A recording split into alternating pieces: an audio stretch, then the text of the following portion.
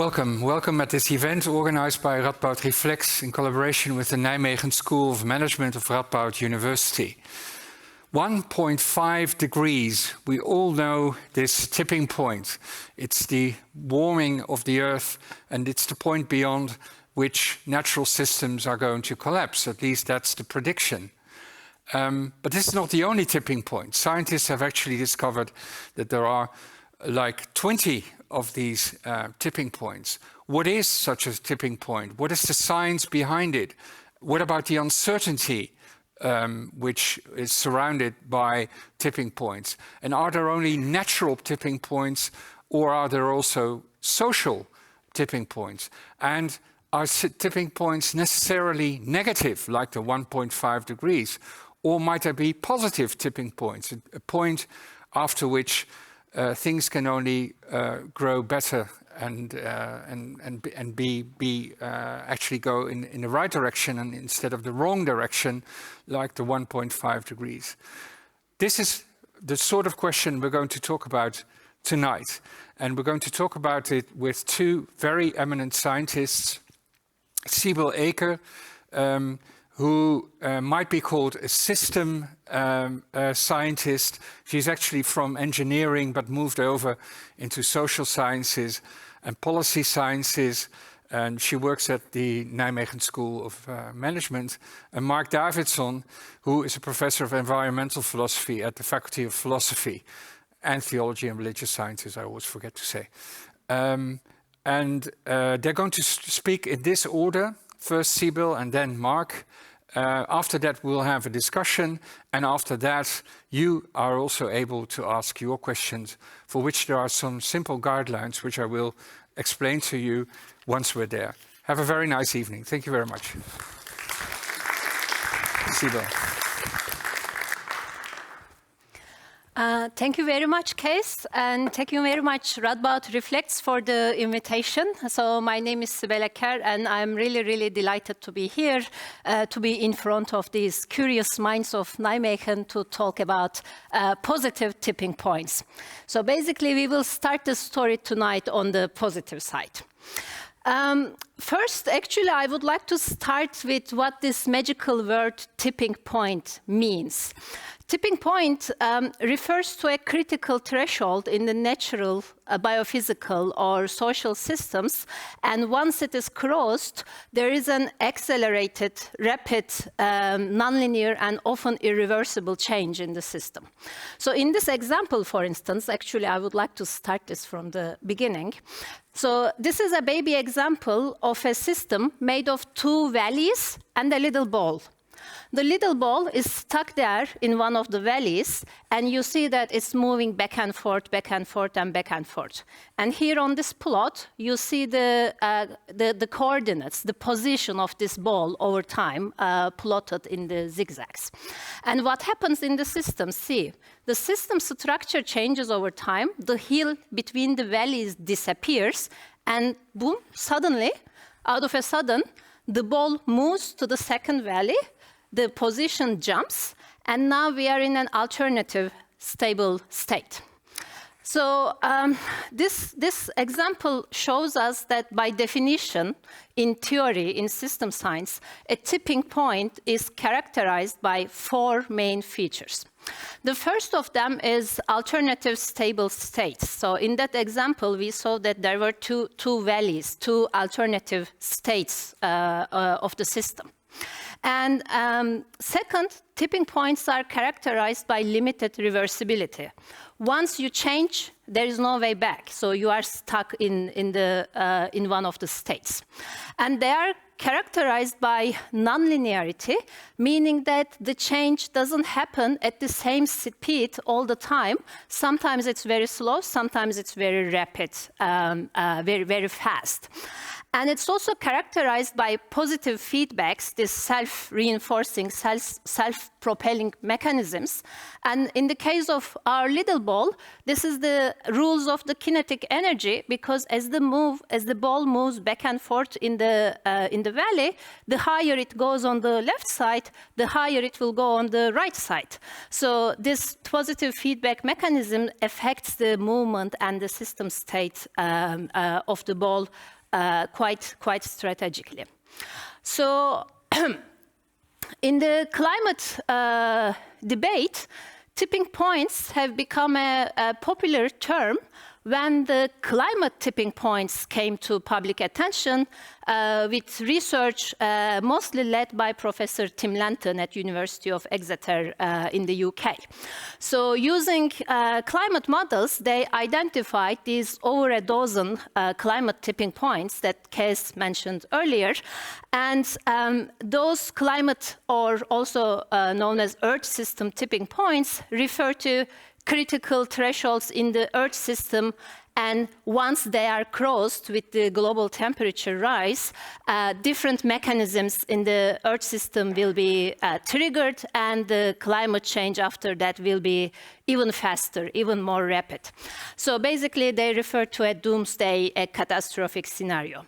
For instance, among the many here, I can give an example about the boreal permafrost. So you might know that in the Arctic region, there is methane, one of the greenhouse gases, frozen in the soil. And actually, as the world warms, this methane is slowly and gradually released to the atmosphere, but at a very slow rate. If we reach a critical threshold in warming, which is expected to be even less than 2 degrees, this permafrost can melt very suddenly, very abruptly, and this will create a very positive feedback mechanism. As methane is released to the atmosphere, the global warming will be increased even more, because methane is a gas with a very high warming potential, around 28 times higher than carbon dioxide, and the change in the global warming will be fast, nonlinear, accelerating due to this reinforcing feedback loop between permafrost and the climate. So shortly speaking, climate tipping points are bad. They refer to a catastrophic future, and we don't know whether they will happen or not, but we are better to avoid them. So on the other hand, we have positive tipping points, and they are good, they are beneficial. We would like to have them. Positive tipping points, just like the climate tipping points, refer to critical thresholds, but in the social, economic, or technological systems. And once they are crossed, a nonlinear, fast, and self-propelling change can occur towards climate action and sustainability. The term positive tipping point, also used interchangeably with the term social tipping point, was popularized around 2020 when scientists from Potsdam Institute in Germany published a paper called Social Tipping Points. So this really made the headlines. It gave a huge promise to society and policymakers about small interventions that can lead to rapid change for climate action. And actually, it was so popular, maybe you heard in the Netherlands, there is even a civil society organization called Social Tipping Coalition that believes in fostering these, harnessing these social tipping points and having rapid climate action. So if we get back to the science of it, in addition to these 4 characteristics I mentioned earlier, positive tipping points are also characterized by desirability, intentionality, and human agency. This means that they are not under the control of nature, they are under the control of humans, and they are triggered by human actions intentionally in a desired direction. However, desirability is a bit of a tricky concept, because desirable according to whom? Because some things preferred in some parts of the world may not be preferred in the other parts of the world. So it's a tricky point, but for now, when we say positive tipping point or social tipping point, you can at least consider that we refer to mechanisms, tipping points, that at least reduce the driver of negative Earth system tipping points that we would like to avoid, or mechanisms that improve the social foundations of sustainability.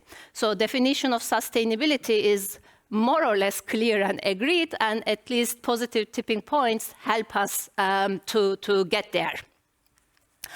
And if you are wondering if it ever happened in history, I can say yes, it happened according to the historians and sociologists. For instance, the evolution of slavery is one of the most common examples given for social tipping points. It started with the social change, norm changes. First, thought leaders or intelligentsia thought that slavery was wrong, and through these thought leaders, the norms have changed, first affecting the policy changes and the government rules. However, as you see in this diagram, even though many changes happened in many countries in the late 19th century, the change was rather gradual. So the number of countries where slave trade was legal has declined, but gradually until mid-20th century. But then there was a rapid change after 1950s, thanks to the United Nations Convention signed by dozens of countries all at once. So this was an example of social tipping dynamics. However, it took centuries, unfortunately, as the whole process. There are luckily some other examples that happened in a shorter duration of time. And one of them is the phase out of ozone depleting gases that we know as chlorofluorocarbons. So maybe you remember this if your age allows. When I was a kid, it was very depressing to see on the news every night that our ozone layer, the ozone layer of atmosphere, was very thin. There was a huge hole, and using these deodorant sprays with CFCs was almost a stigma. So luckily, starting from 1990s, the emissions of these bad ozone-depleting gases have declined very, very rapidly. And by now, it's almost zero. And as of last year, it's confirmed that the ozone layer is on a good track towards recovery.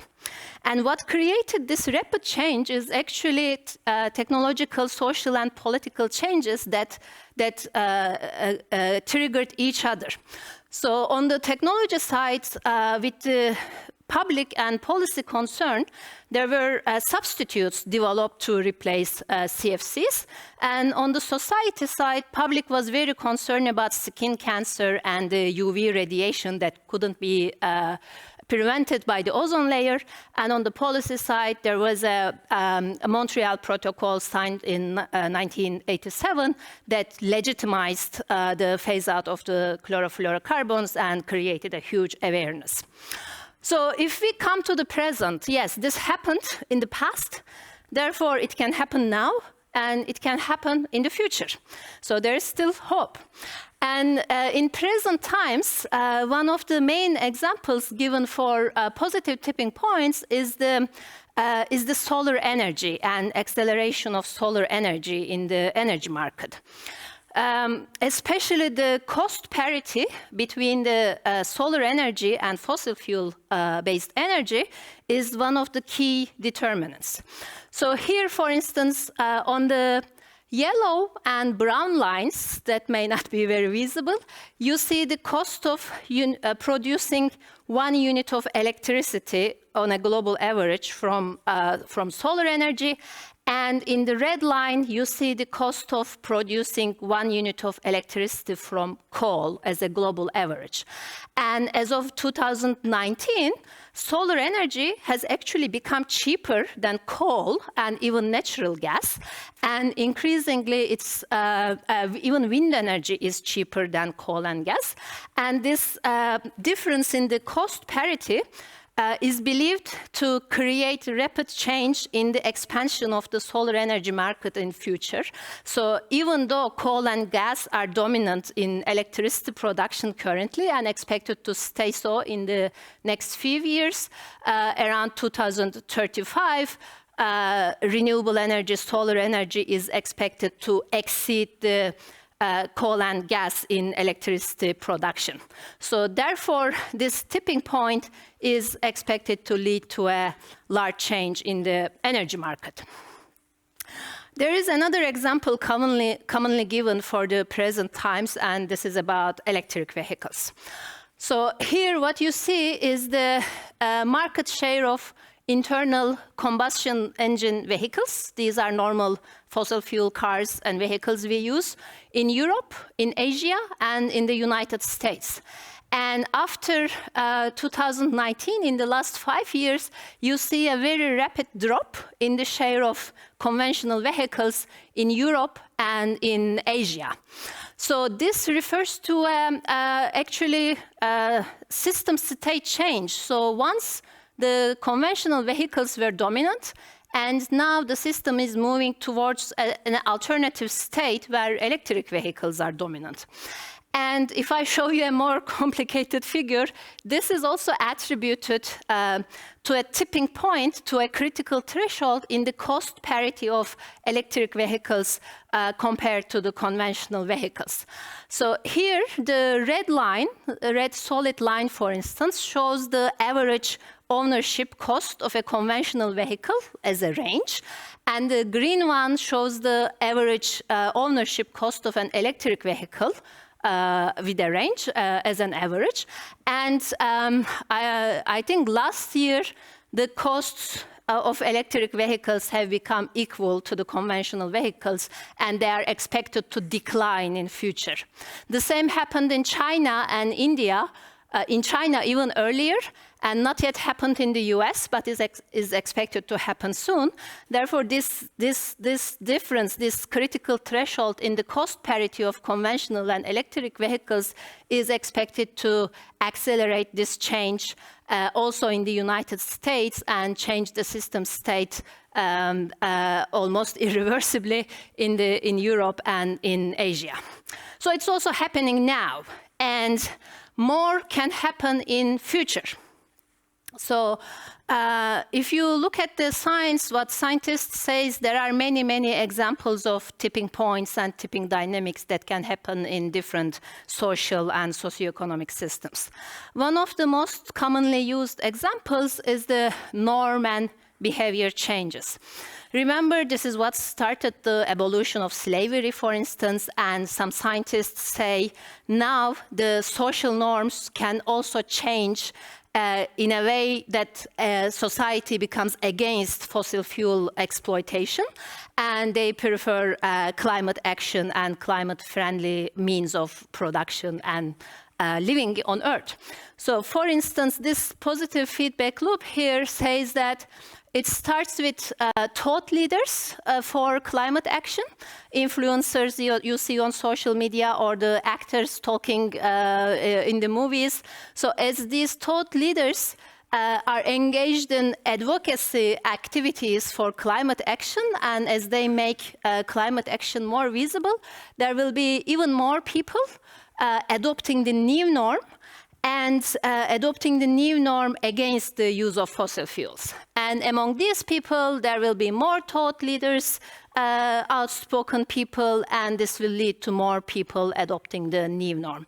So basically, this reinforcing mechanism, this positive feedback loop, is very commonly observed in the adoption of new norms, innovations, new technologies and products, and it's expected to govern the climate action in society and the change of norms.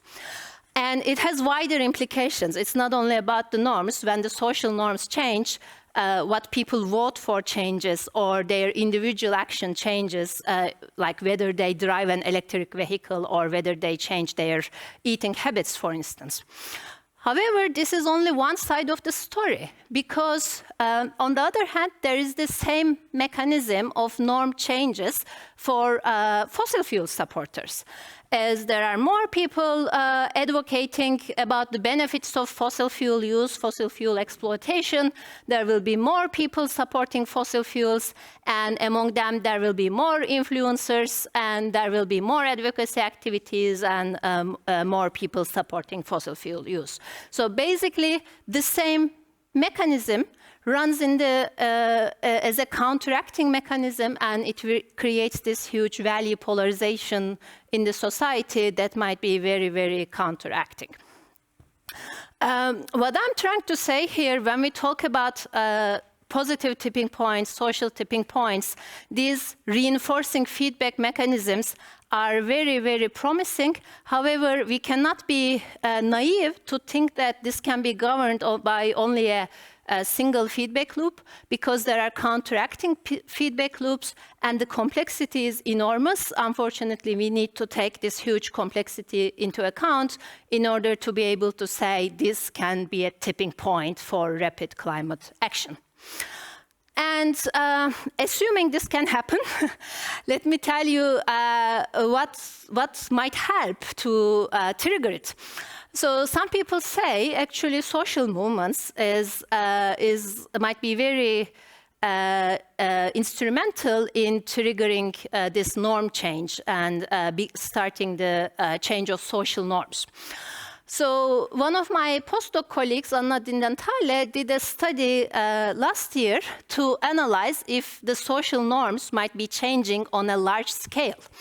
Because if they are changing on a large scale attributed to social movements. Because we already know, different studies tell us that climate movements, Fridays for Future, influenced awareness about climate a lot, and it even changed the behavior of people who are directly engaged in these activities, or the family members of the climate protesters, for instance. However, we don't know yet if it really affected the larger society on a national or global scale. So that's why Anna looked at one of the commonly used social media platforms, Reddit, where people, write on different subjects, and he observed that after the first global climate protest in 2019, there was a huge increase in the activity volume on Reddit in different communities. Here, the blue refers to pro-climate discussion, and the brown refers to the climate skeptics group. So both these groups have started talking a lot. They have been more vocal in 2019 around the first global climate strike. That indicates that there has been indeed an increased awareness on the subject thanks to the social movements, thanks to the climate protests. Moreover, this also affected how they perceive climate, what they feel. For instance, in this figure, I'm showing you in blue the negative emotions, how the negative emotions of pro-climate groups changed over time. And in the brown line, I am showing you how the negative emotions of climate skeptics changed over time. What you see is before 2019, pro-climate group is even more negative, slightly more negative than the climate skeptics. But there is a sharp distinction in 2019.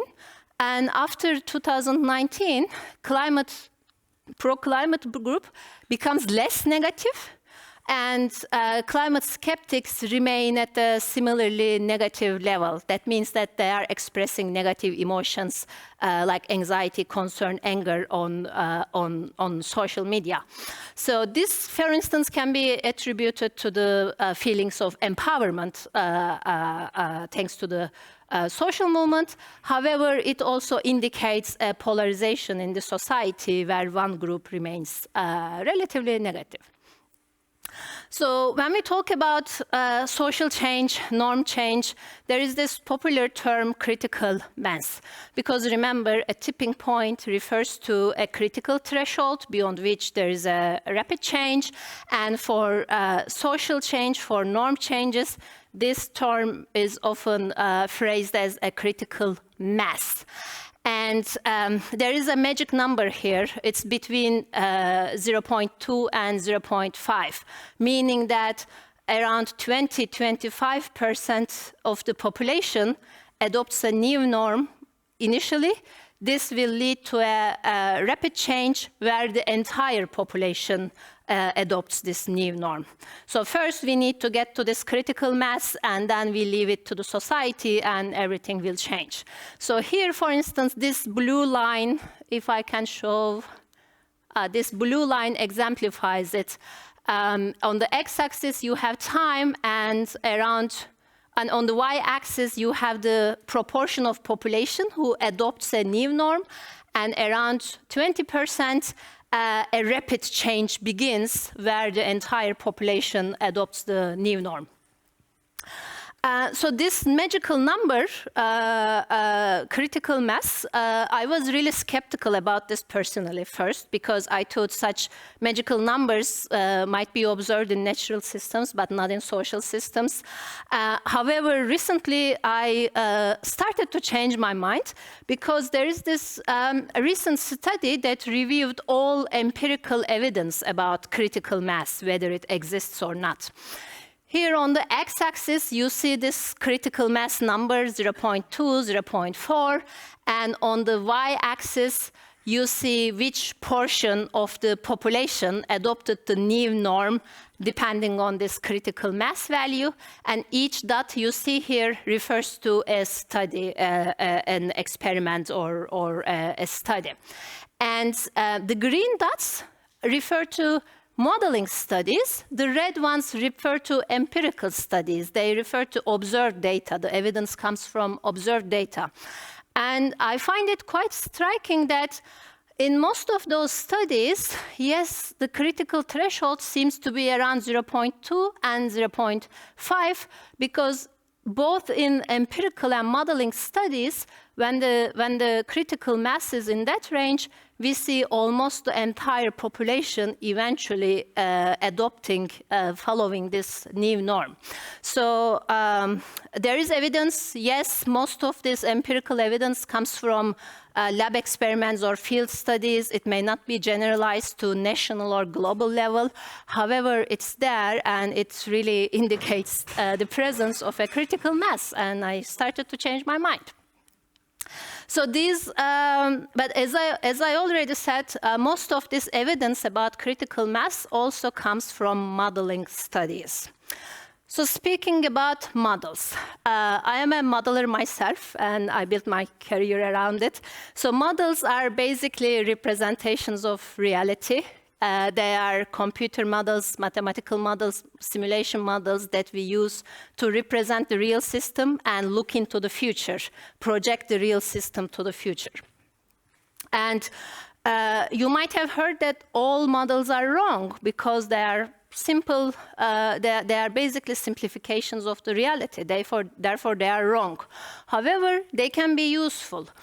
And they can be useful, they have been useful especially to analyze the positive tipping points, because the complexity of the real system is beyond the imagination, beyond the cognitive abilities of human mind. So we need to use the computers, we need to use the machines for that. So they can capture these feedback mechanisms that I have been talking about. They can quantify them. Of course, we set them to quantify this. And they can tell us which mechanisms are dominant and which mechanisms will determine what will happen in future. So with that, we can see if there is a tipping potential in a system, and what works to make the system tip. So what interventions, what actions we can take to lead to this tipping point. So they are useful in specific cases like electric vehicles or solar energy, but they are especially useful in capturing the interactions between many, many different systems. The examples I gave were like on specific systems, electric vehicles, solar energy. However, one very important point about positive tipping discussion is that these systems are not isolated. They influence each other. They help tipping each other, and they create this cascading tipping mechanisms. They create a domino effect. For instance, if solar energy is cheaper, it can also help to reduce the battery costs for electrical energy. And then it makes the electric cars cheaper. And then you can sell more electric vehicles, making the battery costs even cheaper. So they influence each other. Or similarly, as the society changes with norms and behavior, this affects the policymakers, policies change. As policies change, financial systems change, and that goes and changes in the investments in the energy system, for instance. So the models can help us to capture the connections between all these different systems, and they can tell us if these connections will lead to an even faster, even more amplified change towards climate action. So I would argue for climate models, for models and their role in capturing the interconnections. So what I can say to end this little talk, and what I have observed about positive tipping points so far, especially related to the last point, they require a systems thinking to understand and identify the positive tipping points, mechanisms leading to positive tipping points. So systems thinking is a paradigm. It's a worldview that helps us to view the world as a totality of interconnected elements. And what I mentioned is that all these systems, energy, transport, society, policy, finance, they are interconnected to each other. So we need to have this systems thinking, this systems view, to be able to understand how these mechanisms will reinforce each other and can potentially trigger tipping dynamics. And what I like most about positive tipping points, they emphasize human agency and human power. This means that, and it's not only decision makers, policy makers, or businessmen in the boardrooms. It's everyone, individuals, society, us. We also have the power. We also have a role to play in this big feedback mechanisms. And with this emphasis on human agency, human power, I believe we still have the solution. We still have the power to counteract on climate crisis, whether via positive tipping or a relatively slow change, but hopefully via positive tipping mechanisms. So thank you very much for listening. I will end my talk here, and I look forward to the discussion later.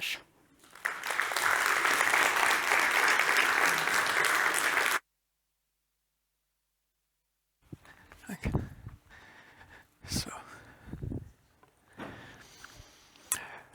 Good evening. My name is Marc Davidson. I was introduced indeed by Kees as a philosopher, which I am. So as a philosopher, I'm in the business of making things more complicated. I'll do my best. So the previous talk by Sibel was mostly focusing on positive tipping points, and I'll focus a little bit more on the negative tipping points. Sibel already explained in detail what these tipping points are. I quote the IPCC report on global warming on 1.5 degrees to emphasize some of the elements which are most important for my talk. So tipping points refer to critical thresholds, so that's very important, certain thresholds, in a system that, when exceeded, can lead to a significant change in the state of the system, often, as Sibel emphasized, with an understanding that the change is irreversible. So I found this graph on the internet, this is, I think, a very clear example what a tipping point is like. We all, as small children, have played with the seat we were sitting on, trying to find the balance, but beyond a certain point, you will be quite hurt.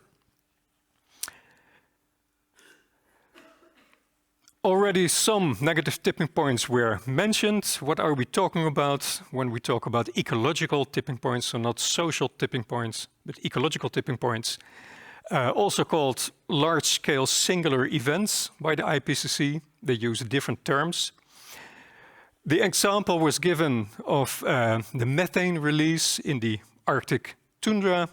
It's all connected to positive feedback loops. So things amplifying each other. As explained, the methane, powerful greenhouse gas, is released, thereby magnifying the greenhouse effect. Temperatures increase, and thereby once more methane is released. Other positive feedback loops. It's a strange word, positive, because it's not positive from a human perspective. Positive means that it's an amplifying thing. So negative feedback loops dampen themselves and positive feedback loops amplify themselves. Another example is when the temperature, if the temperature goes up, global warming, then more ice melts, but ice reflects sunlight much more than a normal land cover or sea cover does. But when the ice melts, more energy from the sun is absorbed by the Earth, leading to an increase in temperature. So that's once again magnifying the effect. And if a lot of ice melts on Greenland or Antarctica, and that melts and is added to the ocean, then the ocean conveyor belt might become disturbed. What is this conveyor belt? That's a system that transports cold and warm water all over the globe, and which is very important in our local climate systems.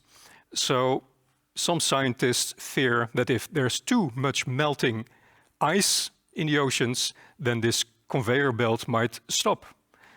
And especially for temperate regions like Northern Europe, that could be quite detrimental.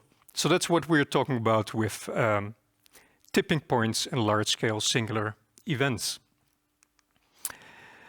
But I'll put some skeptic question marks behind the idea of tipping points, not really their theoretical existence, but their usefulness for policymaking.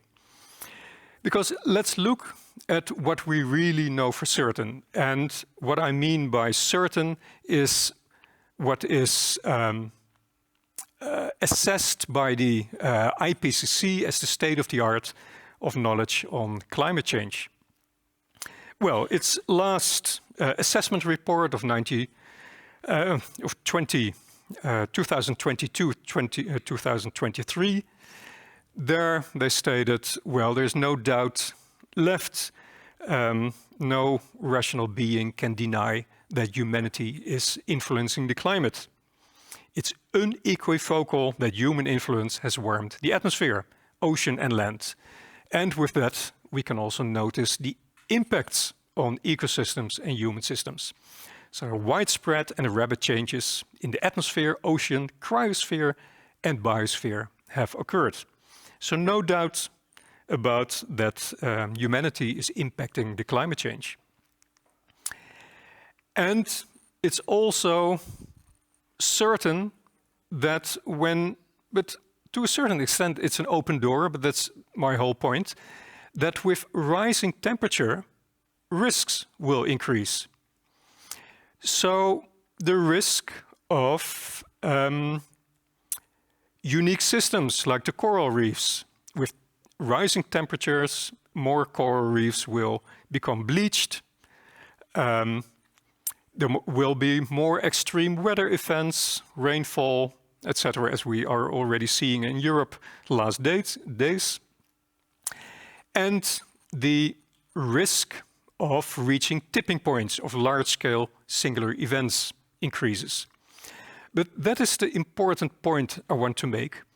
If you read the IPCC reports, I will not ask you to read the whole reports with by now 10,000 pages, but also if you simply read the summary for policymaker, you can do that in a few days or in one day. You will see that they never mention a certain tipping point, a certain temperature where suddenly something happens. All in all, tipping points are hardly mentioned in the IPCC report. So what they do is they show these color bands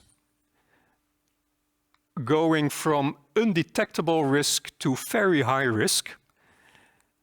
So with the increasing temperature, the risk increases.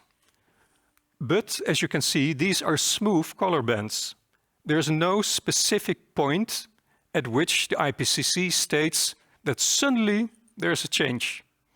So at 1.3 degrees, this will happen, which did not occur beforehand. And that's very important. So both in the recent IPCC report and the previous report on 1.5 degree. So as Kees already mentioned, there's this mythical meaning attached to 1.5 degree, or perhaps 2 degrees, which was the basis of the Paris Agreement. The IPCC never mentions that there's a specific meaning for 1.5 degrees or 2 degrees. So what is written in the IPCC reports? The likelihood and impacts of abrupt and or irreversible changes in the climate system, including changes triggered when tipping points are reached, increase with further global warming. Well, that's clear. Climate-related risks for natural and human systems are higher for global warming of 1.5 degrees than at present. Well, we're already very near 1.5 degrees. But these risks are lower than at 2 degrees. But I don't think you have to be a climate scientist to reach these conclusions. With increasing temperature, the risks increase, but they don't mention an abrupt point where it happens.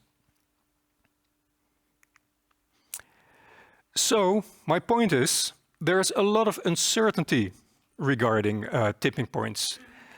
Not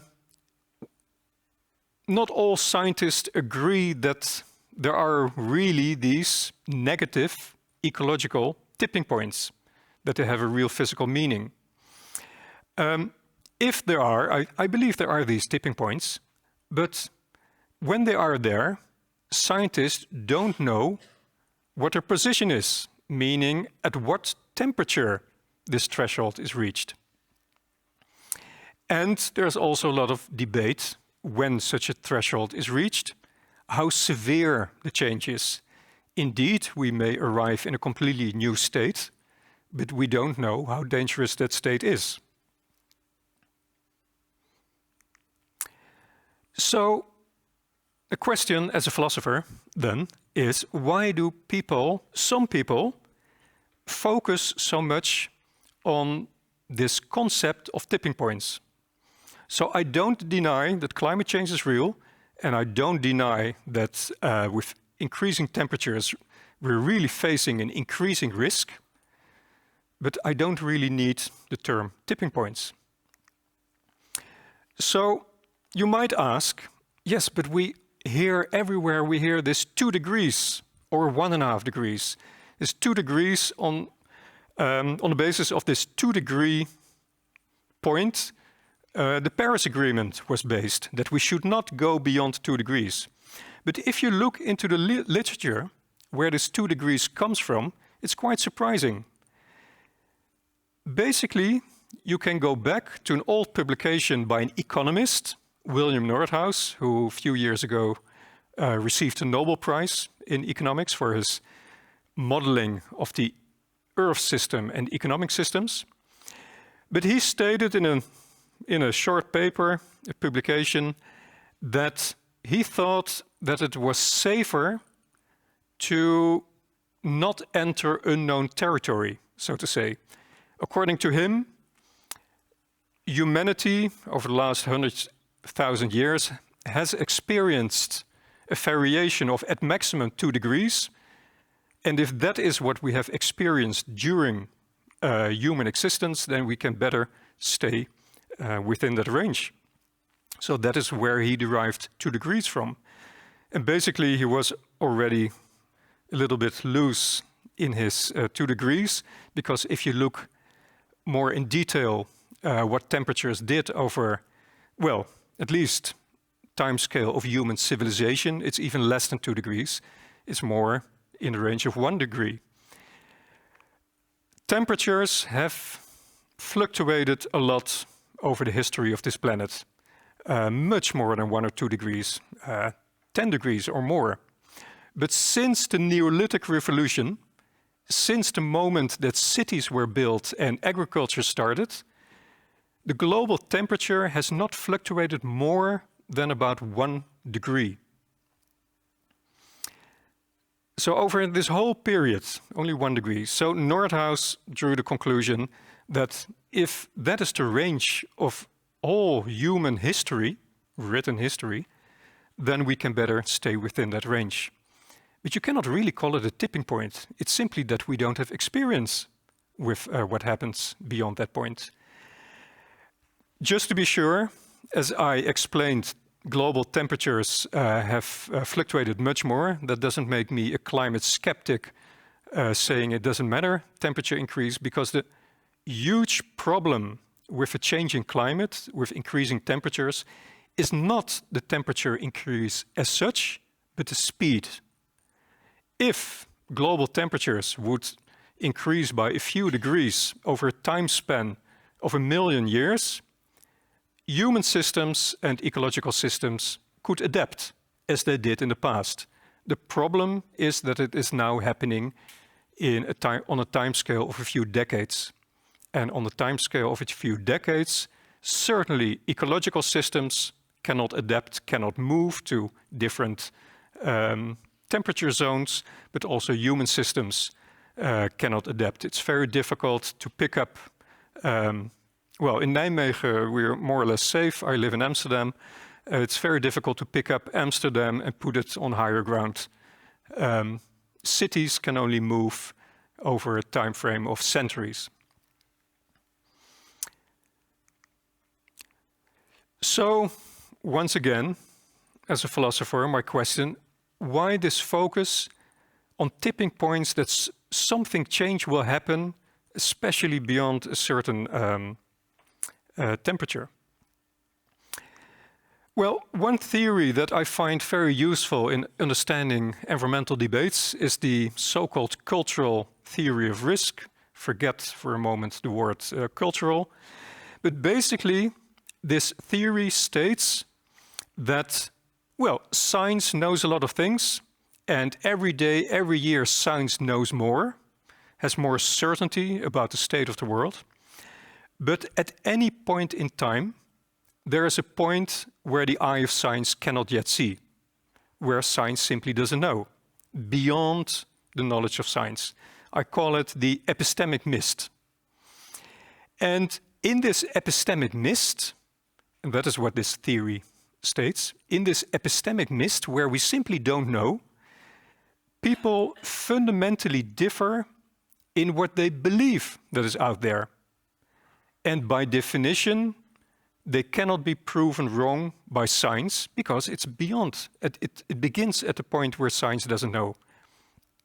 So people differ in what they believe about nature's resilience, and people differ in how they want to respond, or society to respond to these problems. And the funny thing about cultural theory is that these two are linked. Mostly, people with a certain belief about nature's resilience also have a political view on how society should be organized. So these are some 4 views distinguished in cultural theory on nature's resilience. So there are some people And once again, it's depicted as a ball in a certain plane. So some people believe that nature essentially is benign, so to say. So depicted as a ball in a valley. If you kick that ball, the ball will move, but it will find its initial state again. Other people have the opposite view, depicted as a ball on a hill. So these people believe that it's a very fragile system, nature. Even the smallest kick against the ball will let it roll down and you will have a catastrophe. Now and this is the interesting perspective for this evening, a third perspective simply seems to middle between the other two, this one. So this is the idea that there is a safe zone. You can move the ball a little bit and everything will be all right. It will return to its initial state. But if the movement is too large, once again, you will have your catastrophe.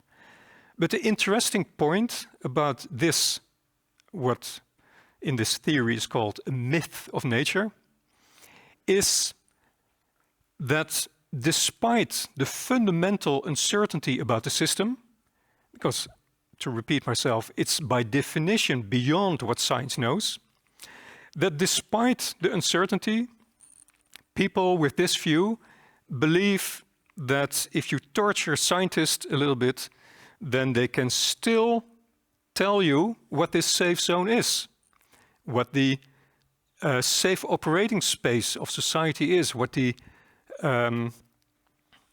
tipping points are of the ecological system beyond which you should not come. Well, there's a fourth view that simply, they're called fatalists, that believe it doesn't matter what we do. Nature will have its course and will find new equilibria. So there is this one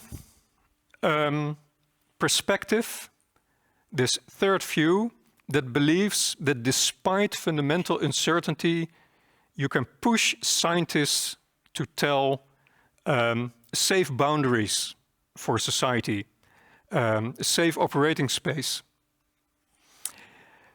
Or as they're called in one publication, planetary boundaries. But I believe this view about planetary boundaries, although there are many scientific publications about them, they are less solid than assumed. So for example, here you have the safe operating space for climate change. But if you look at the publications behind why there's this safe operating space, which is once again 1.5 degrees or 2 degrees, you won't find any publications from IPCC or others. So this belief in planetary boundaries, in negative tipping points, ecological tipping points, is also very much connected in this cultural theory of risk with the idea that society can be managed. So I told you that this theory is not only about beliefs of nature's resilience, but also beliefs about some kind of political beliefs about how society should be organized. And some people have a strong belief not only in that science can see despite the epistemic mist, but also believe that things are manageable so that you can manage technological and social transitions and that we can have a lot of trust in calculation and regulation. So I think that's one part of the story for the strength in some circles of the idea of tipping points, that it's a belief in how nature works, but which is beyond what the scientists really tell you.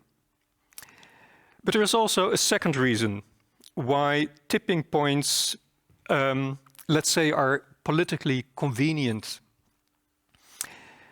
Because it makes politicians, but also activists, able to hide behind the climate scientists.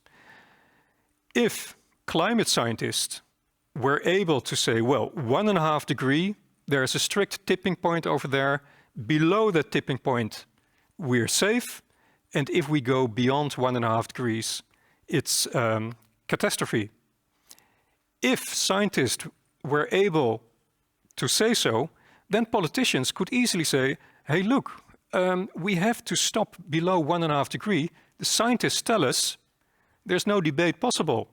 This is simply what we have to do. No one wants a catastrophe. So that's this situation.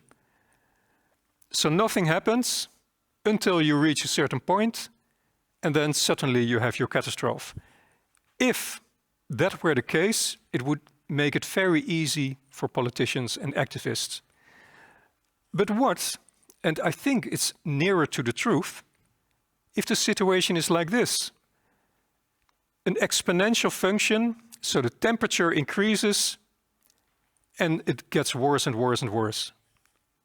Faster, it gets faster and worse with rising temperatures. So this is not an optimistic, nice picture. That's not what I want to give. But it's much more complicated. If ecological risks simply increase with rising temperatures. Why is that complicated? Because where is the safe zone and where is the risky zone? There's none. It simply becomes worse and worse. Why is that politically inconvenient, such a graph? Because the only way to pinpoint where you want society to stop or what climate policy you want to have is by putting against this graph a graph of the social cost of climate policy itself. Because the more climate policy you have, the higher the cost, the more social disruption. So somewhere you have to make a balance, you have to find a balance between the risk of climate change and, let's say, the risk of climate policy. And that makes your political story much more difficult than if you can hide between a sharp tipping point. So that is basically my story to complicate the discussion a little bit. So my conclusion, climate change is a real threat. I'm absolutely not denying that. And also, the longer we wait with solving the climate crisis, the graver the risks will get. However, the IPCC does not mention any tipping point at 1.5 or 2 degrees. The IPCC simply presents graphs with colors that things get worse and worse and worse, but there's no sharp point. So I believe that the idea that scientists can really tell us this is the safe temperature and this isn't, is a certain belief of the world, or it is a convenient way to avoid difficult trade-offs. And I hope that is sufficient start for a later discussion. Thank you for your attention.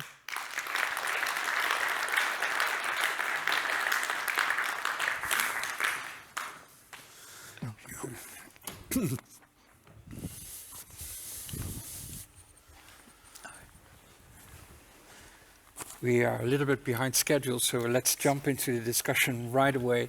We've had a argument for the existence of tipping points, especially social tipping points. And then we have a true tipping point denier in the room, not a climate change denier, but a tipping point denier. Can you react to this disruptive story? I can say I'm not denying climate tipping points, but I also try to avoid making strong claims because climate tipping points is not my expertise. But I can fully echo what Marc said about whether the discussion on climate tipping points is relevant or not, because climate change is there, it's happening, and as the temperatures increase, it's more risky. So this is a fact. Scientists agree on that. So if this is the case, the presence of climate tipping points, whether they will happen or not, just make it worse, not any better. They just make it even worse. And we already need to take huge precaution against the regular dynamics of warming. So in that case, I fully echo Marc that climate tipping point discussion may not be fully relevant for the climate policy discussion because the regular continuous warming is already enough. It's dangerous enough. But still, you believe in social tipping points. So there are tipping points. They're just not natural. They're social. Is that your point? I think believing is a strong word, so I don't take it as a religion or belief system. However, rapid social change can happen. Rapid social transformation can also happen, whether we call it tipping or not, whether it fits into this framework of 4 characteristics I mentioned, like irreversibility, alternative stable states, etc. This is the detailed scientific discussion, but rapid social transformation can happen, and I believe in the possibility of it. Yeah, okay. Marc, if there are no tipping points, if it's 1.5 or 2 degrees, if you take IPCC or Paris, doesn't really matter. But let's say that there is this threshold, or there isn't in your case. What about the policy then? If there is not this dangerous point behind which terrible things are going to happen, doesn't that make policy much more complicated?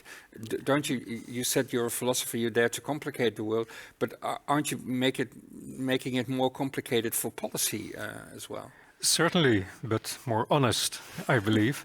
I believe that the first scientist who promoted a tipping point of 2 degrees made in the back of their heads some kind of cost-benefit analysis of we believe, or I believe, that is achievable by society. 2 degrees is achievable, 1.5 degrees is very difficult at that time when they were discussing it, and 3 degrees is too easy. So they already made in the back of their mind this cost-benefit analysis, and therefore they said, well, 2 degrees, that's a good point.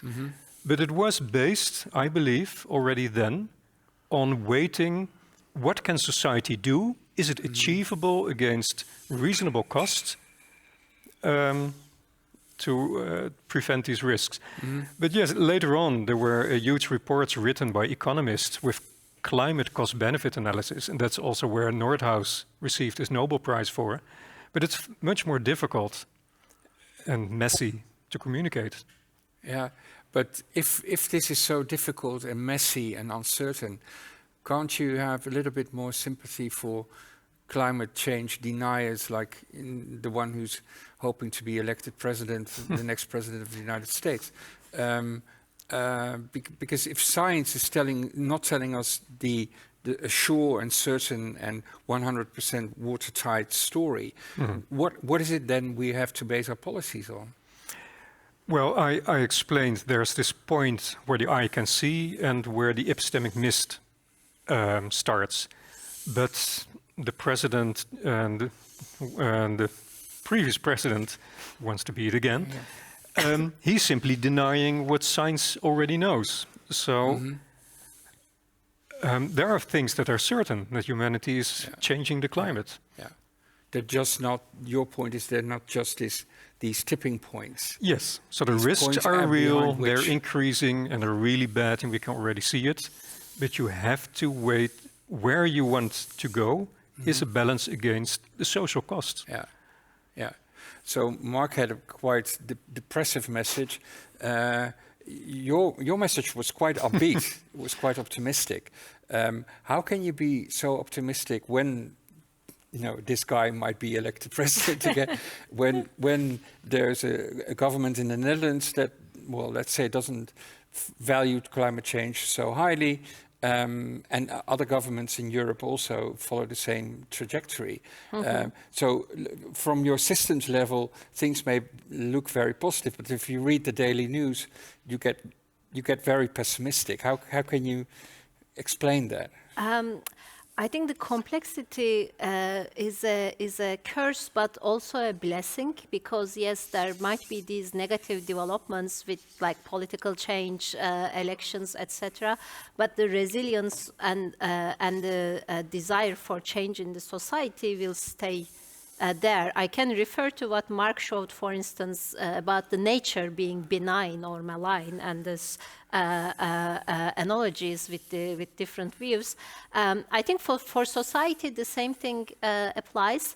So human society is resilient, and these are not only big words, because the person who wants to be elected was once elected and once left the Paris Agreement, and in the country he governed, climate action didn't entirely stop. People continued taking climate action at the municipal level, at the city level, or at different bureaucratic levels. So I believe in the resilience of the society, and the current developments in different parts of the society, either in the policy, international policy, or in the business environments, or simply among individuals, among us. So there are positive developments.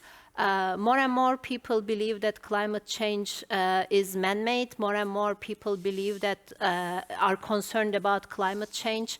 I believe this capacity will lead to positive change. That's what keeps me optimistic. Mm-hmm. And could you give concrete examples of that? Where do you find that? Where is the empirical evidence for this?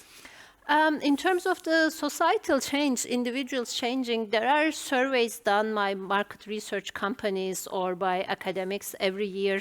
So I just mentioned climate concern, for instance.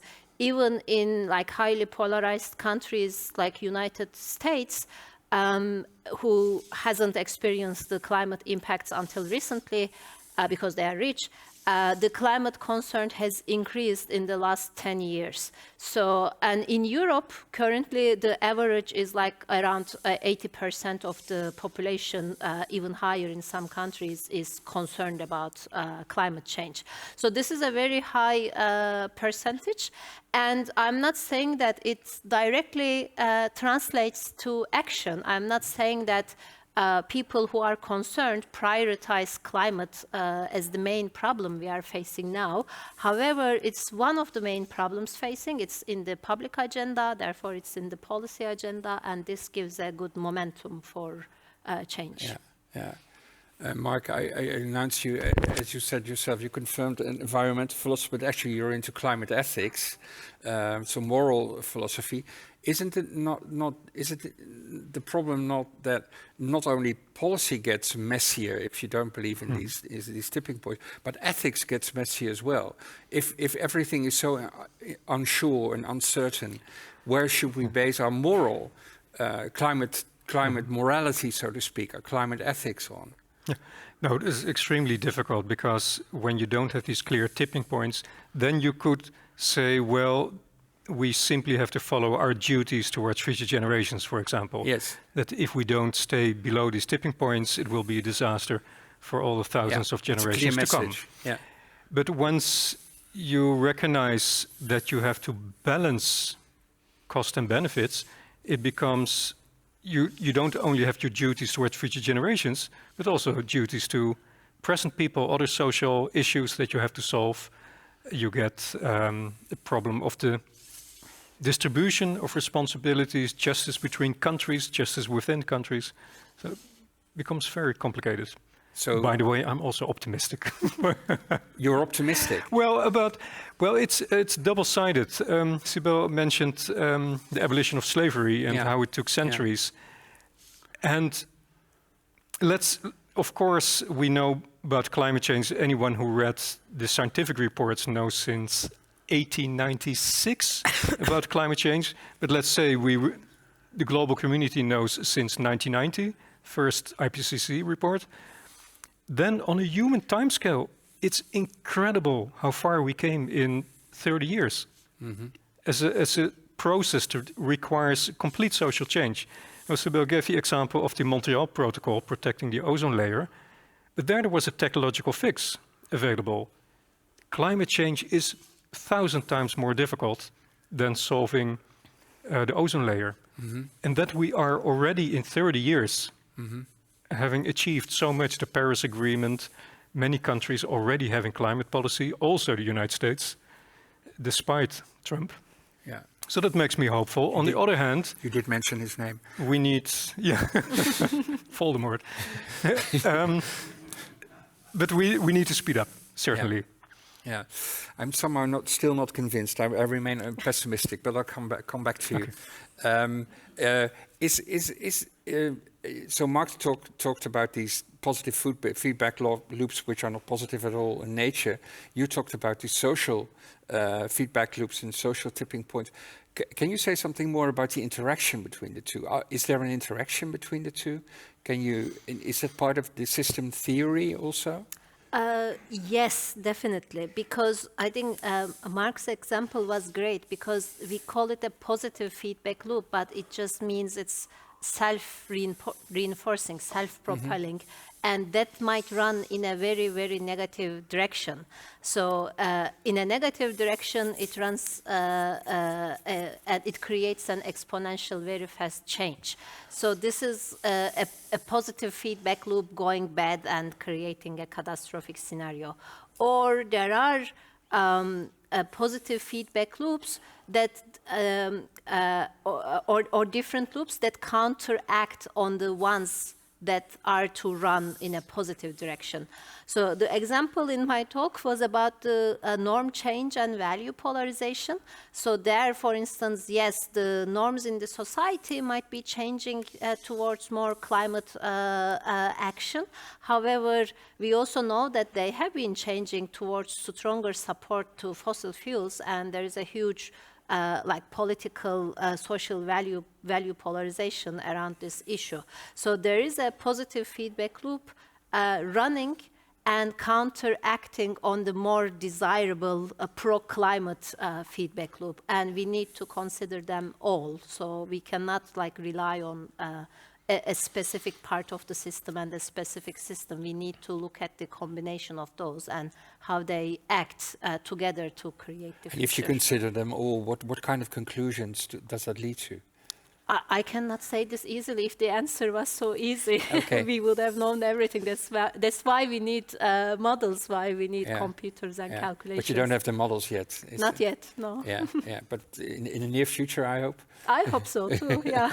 Good. Back to your optimism, which I really do not understand, especially given your talk, because the ozone layer, and the solution was quite easy. It was to forbid these CFKs. Was this the term? Yeah, CFCs. CFCs. But global climate change is such a different and so much more complicated phenomenon, involving Greenland, involving Antarctica, involving us, involving the oceans, etc. You can't possibly compare the two, can you? The most important comparison to make is what is required for the solution for the climate crisis is global coordination. It doesn't have to be a global government, but at least countries have to come together and set a rule. So the Paris Agreement is insufficient because that was all voluntary. We have to find a way that we are willing to give up some sovereignty on our emissions. And what is hopeful that during the Montreal Protocol, that turned out to be possible. The Montreal Protocol was a success because it was compulsory. Which was when? 1970s. 87. It was signed in 87. Oh yeah, but that was also hopeful. It's 1978 that the first publication, scientific publication, was published, and only 10 years later with the Montreal Protocol. So it is hopeful that at that time the global community was willing for direct regulation on a global scale. It was also hopeful that, if I remember correctly, it was the United States that took the lead, and it was Europe that was a little bit on the brake. So things can change.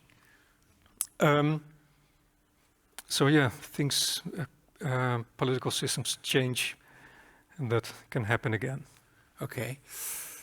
And we need, that's always my point, we need some disasters that are not too bad that they're really hurtful, but so bad that they give the social momentum to find the willingness to cooperate. A bad summer.